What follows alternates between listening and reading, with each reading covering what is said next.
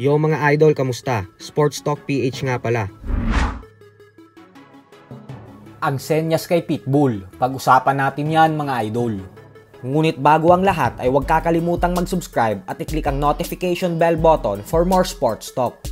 So kanina nga lamang po ay naganap na ang official and final weigh-in para sa kauna-unahang world title defense ng current WBA Junior Welterweight World Champion Pitbull Isaac Cruz kontra sa matibay na challenger nitong si Jose El Rayo Valenzuela.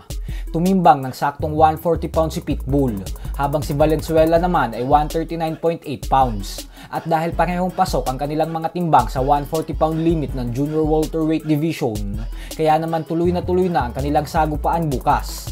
Kapansin-pansin sa mga tingin ni Pitbull na handang-handa na talaga siya para makakuha ulit ng isang napaka-impresibong knockout win bukas. Katulad lang ng ginawa niya sa huling laban niya kontra sa former world champion na si Rolando Romero. Subalit ang agaw eksena nga po dito ay dahil sumenya si Valenzuela ng gilyet sa leeg. Ibig sabihin po nito ay katapusan na ni Pitbull. Marahil para sa ibang mga fans ay baliwala lang ito. Subalit matinding ipinagbabawal po ito sa ibang mga sports dahil para sa mata ng karamihan ay foul ang ganitong senyas.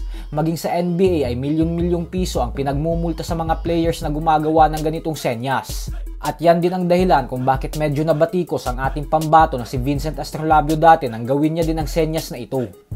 Pero ganun pa man nga po ay wala namang naging reaksyon si Pitbull dito. At bagkus nakatitig lang talaga ito sa mga mata ni Valenzuela. Kaya naman tingnan po natin kung ano ang kakalabasan ng bakbakan ng dalawa bukas.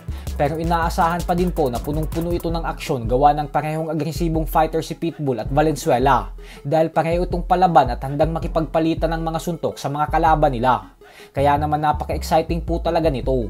Malaki din po ang posibilidad na mas mangibabaw pa ang laban na ito kaysa sa mismong main event sa pagitan ng former pound-for-pound king Terence Crawford at ng current undefeated WBA Junior Middleweight World Champion Israel Madrimov. Pero sa bandang huli ay boxing fans pa din talaga ang panalo dito nang dahil sa napakagandang event na ginawang ito ni Turki Al-Ashiki ng Saudi Arabia. Lalo pat sasabak din ang former Unified Heavyweight World Champion Andy Ruiz Jr. sa undercard bukas. Sa kabilang banda naman mga idol ay matapos nga po ng hindi inaasahang pagkatalo ng former 3-Division World Champion Emmanuel Navarrete sa kamay ng current WBO Lightweight World Champion Dennis Berinchik nitong buwan ng Mayo lamang, ay sumabog nga po ang balita kanina lamang na kasado na ang rematch sa pagitan ni Navarrete at ng kapwa niya Meksikano at former World Champion na si Oscar Valdez. Nakatakda pong ganapin ang sagupaan ng dalawa sa December 7 sa Phoenix, Arizona.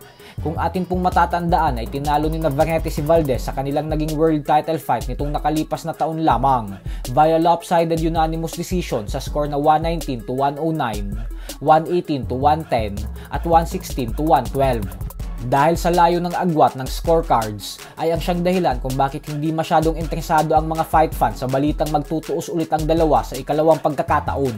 So hanggang dito na lang po muna tayo mga idol.